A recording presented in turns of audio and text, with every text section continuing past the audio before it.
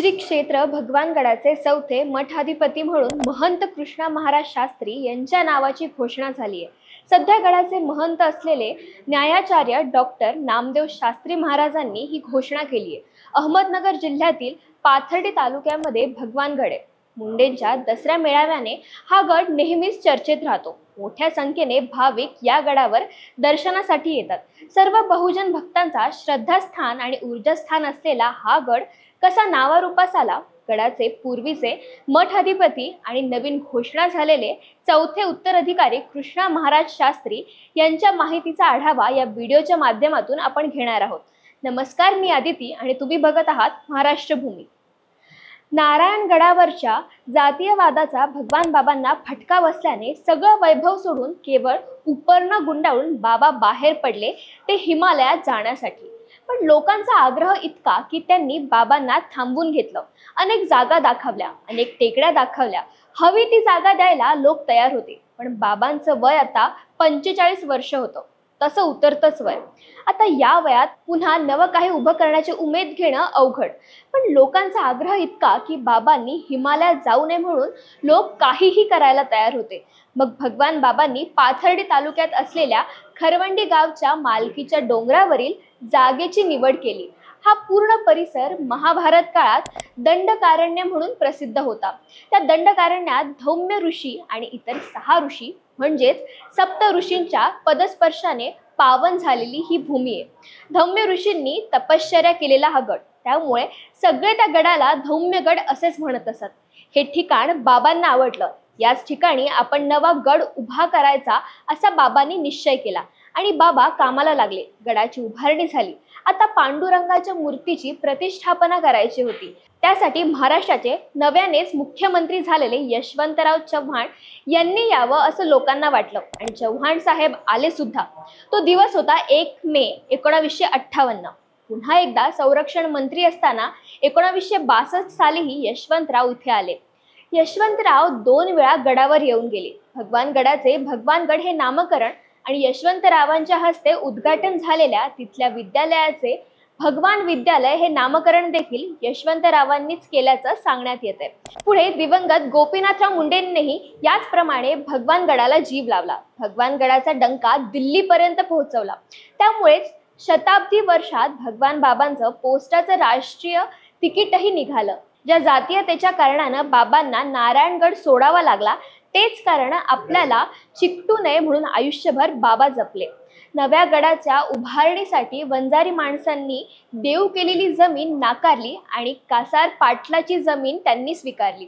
भगवान बाबांनी आयुष्यभर समाज प्रबोधन, शिक्षण प्रसाराचे काम केले।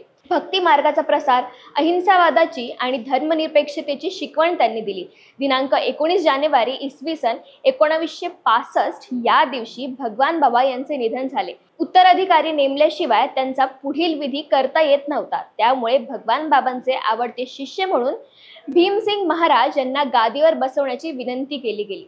परंतु भीमसिंग महाराजांनी आपली भगवान बाबांच्या गादीवर बसण्याची लायकी नाही असे म्हणून गादीवर बसण्यास नकार दिला।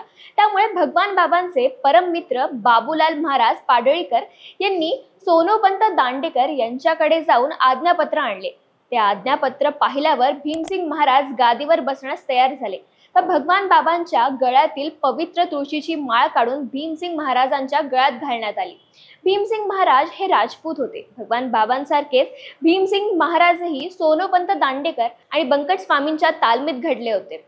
संत श्रेष्ठ भीमसिंग महाराज यांनी अध्यात्मातून 18 पगड जातींच्या लोकांमध्ये चांगल्या विचारांची क्रांती केली। माणसाला माणूस म्हणून जगण्याचे शिकवले। चालू असलेल्या अनिष्ट रूढी, परंपरा, अंधश्रद्धा बंद केल्या। भीमसिंग महाराजांच्या निधनानंतर 2003 मध्ये गडाचे 3रे मठाधिपती म्हणून नामदेव महाराज शास्त्री यांनी गडाची जबाबदारी सांभाळली।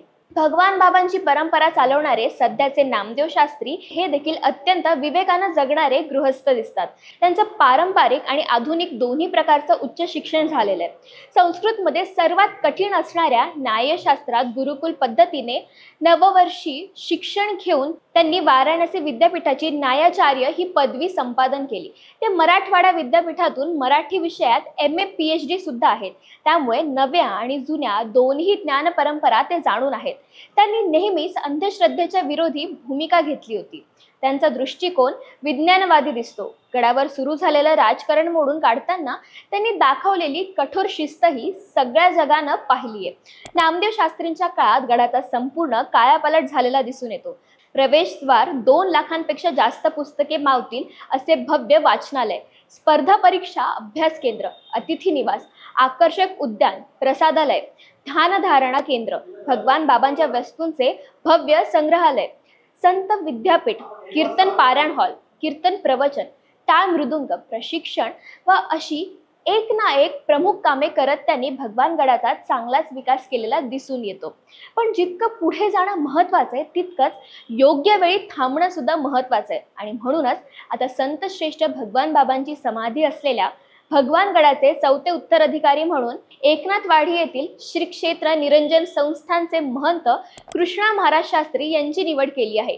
भगवानगडावरील ज्ञानेश्वर मंदिर 2026 मध्ये पूर्ण होणार असून त्याच वर्षी गडाचा अमृत महोत्सवही आहे। त्यामुळे याच कार्यक्रमात कृष्णा महाराज शास्त्री यांच्याकडे गादीचे हस्तांतरण होणार आहे। कृष्णा महाराज शास्त्री यांचे मूळ गाव तेलंगणा राज्यात आहे।